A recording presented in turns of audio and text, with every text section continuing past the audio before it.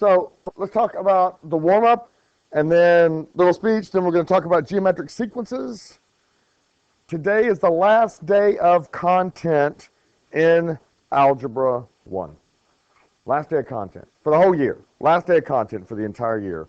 You'll learn a little bit about what's called a geometric sequence, which you already know about arithmetic sequences. You just don't know that you know, but you do.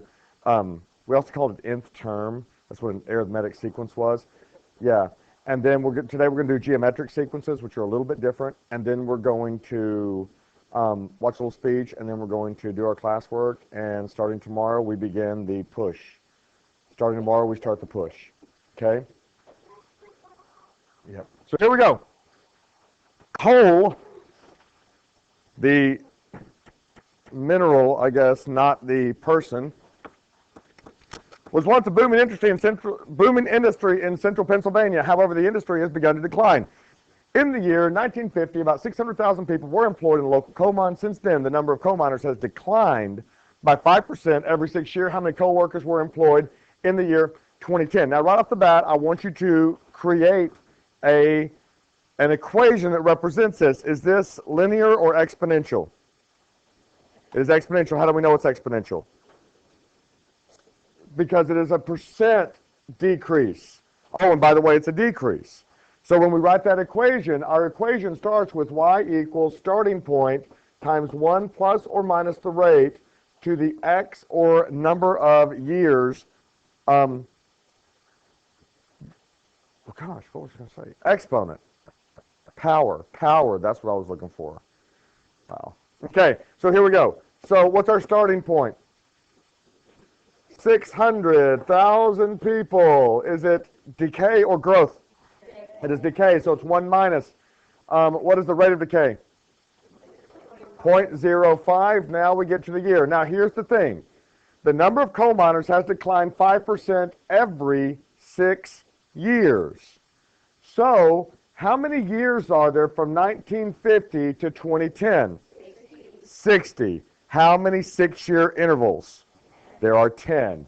That is your exponent. Your exponent is how many time intervals there are. Now it's simply a matter of punching into the calculator. So we have 600,000, 1, 2, 3, parentheses, 1 minus 0.05, close parentheses, caret 10, hit it. There are 359,242 people in the year 2010. Yes, and a finger and a knee, 0.2, something like that. Okay? Any questions on that? So in 1971, what is the only thing about our equation that would change? The number of years, the time intervals. So from 1950 to 71, there are 21 years. Now, that begins a different thing. So what we have is y equals 600,000 times 1 minus 0.05. Now the question becomes, how many 6-year intervals are there in 21 years? Joey, how did you find it? You plugged what into your calculator? 21 divided by 6. You could actually raise it to the 21 divided by 6 power. You can actually just raise it to the 21 divided by 6 power with the calculator. You just always want to make sure you put fractions in parentheses. But you can punch this in as 600, 1, 2, 3, parentheses, 1 minus 0.05, close parentheses, caret, parentheses, 21 divided by 6, close them. Tristan, I'll get you in just a second. You hit enter, and you end up with 501,399. Tristan, what was your question?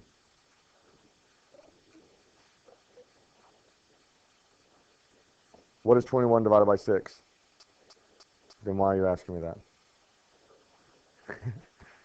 Okay, you absolutely could. Let me ask you a question. What if it happened every 7 years and it was an 11-year time frame?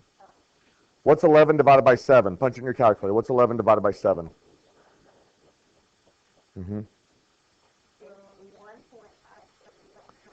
So then what do you punch in as an exponent?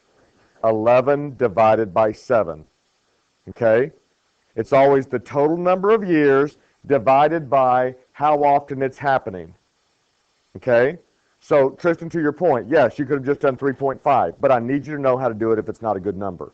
So I always just set it up as a fraction, doesn't really matter. Any questions on that, guys? Good to go? Okay, please make sure you get exponential growth and decay. Last year on the test, there were 6 questions out of Unit 10. 6 questions out of Unit 10. Okay? So that's 6 questions that should be gimme because they're very, very calculator-based. Good to go? Let's talk about geometric sequencing. Geometric sequences. Let's go back to arithmetic. Does anybody remember what an arithmetic sequence is? I'll give you an example of an arithmetic sequence. An arithmetic sequence is -3, 1, 5, 9, etc.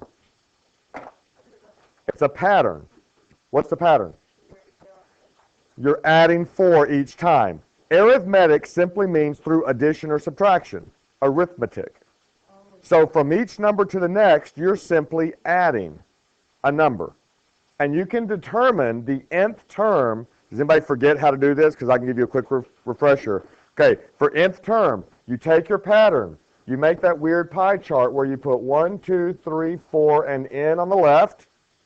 And you put these guys on the right. -3, 1, 5, and 9. You find the pattern. What's the pattern? +4. You take that 4, you move it here and make it multiplication. And then you finish it. I always stay away from negatives. What's 2 times 4? How do you get to 1? -7. And you can 3 times 4 is 12. How do you get to 5? -7. Your nth term is 4n minus 7.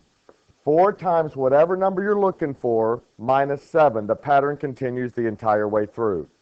That is an arithmetic sequence. Any questions on that? By the way, essentially, you're finding the slope and the y-intercept. You're finding the slope and the y-intercept. Okay? Now, geometric sequences operate a little bit differently.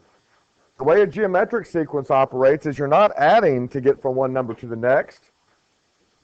You are multiplying to get from one number to the next.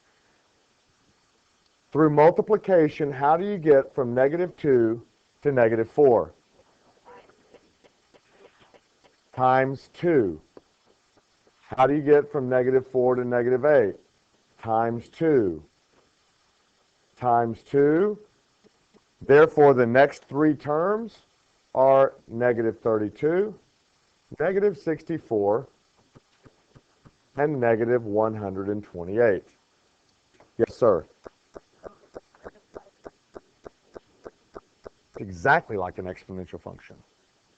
Although that's not increasing, that is actually decreasing in value. Right. It's exactly like an exponential function, which is why it falls in this unit. Okay? On the next one, how do you get from -81 to 27 through multiplication?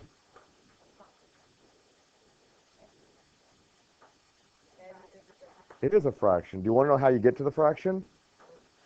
In your calculator, type in 27 divided by -81, the second number divided by the first number. 27 divided by -81. Hit enter. Do math, enter, enter. It is -1/3. Your common rate, by the way, in arithmetic, in an arithmetic sequence, to get from one number to the next, that is called your common difference. In a geometric sequence, it's called a common rate. It's called a common rate. How do you get from 27 to -9? Times -1/3. How do you get from -9 to 3? Times -1/3. So to find the next 3 terms, what is 3 times -1/3? -1. What's -1 times -1/3? +1/3. And what's 1/3 times -1/3? -1/9. Very good. Those are your next 3 terms. Now again, just to kind of recap, Geometric sequences are where you're multiplying to get from one number to the next, and it's the same number every time. That's why they call it a common rate. To find out what that number is, you usually want it in fraction form, almost always, and it's the second number divided by the first number, math, enter, enter. Second number divided by the first term, math, enter, enter. Good to go? There is a formula for geometric sequences. How do you find the nth term of a geometric sequence? You actually need only two things. You need two things. You need to know the first term.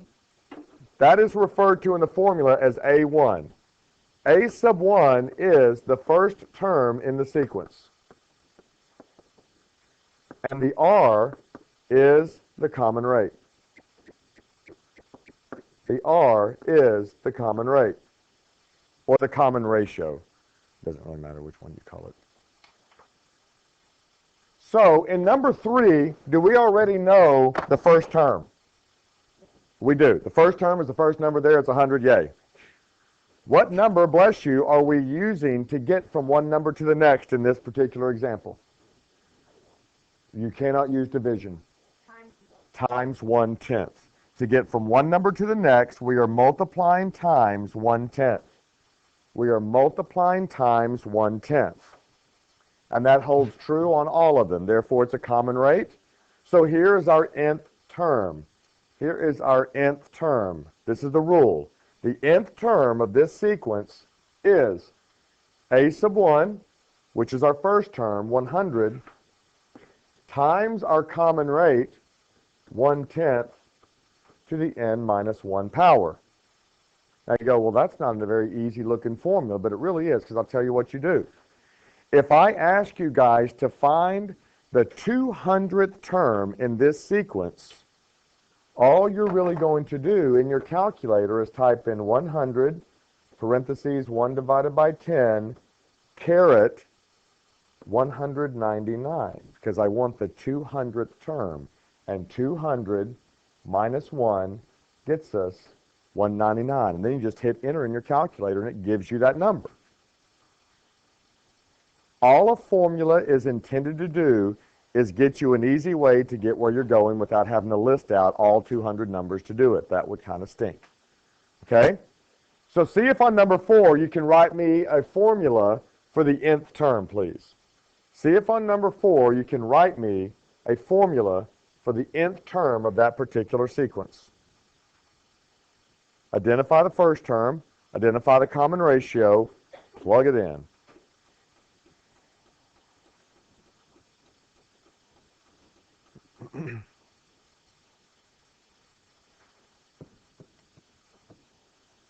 I'm going to drink my coffee.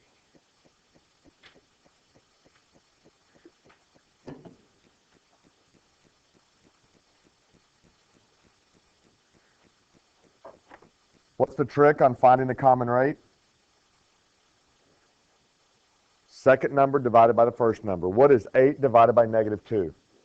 -4. So theoretically, we think that our common ratio is -4, so we just test it a few times. Does it work? It does. Very good. So here's our equation. Here's our formula. The nth term equals the first term, which is -2, times -4, which is the common rate, to the n minus 1 power. That's it. If I said, what is the 20th term? We would, in our calculator, type in -2, parentheses, -4, close parentheses, caret 19. Don't forget the caret part. Okay? Everybody good?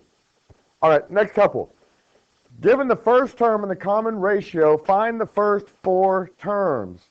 Given the first term and the common ratio, find the first 4 terms. Now, you can do this one of 2 ways. Who can give me one way I could find the first 4 terms? Tristan? You can do y equals after you make the formula, right? So you can make the formula and plug it into y equals. That's what I would do. In other words, I would write this as y equals A1 times the common ratio, caret n minus 1. Or x minus 1, right? It would be x minus 1. And then you can actually just go to the table and look up x equals 1, x equals 2, x equals 3, and x equals 4. Those are your first 4 terms. That's one way to do it. Anybody do it a different way? Anybody just literally start with 16 and start multiplying? That's honestly, if it's a pretty easy multiplication thing, I would have just started with 16 and done, okay, so 16 times negative 1/2.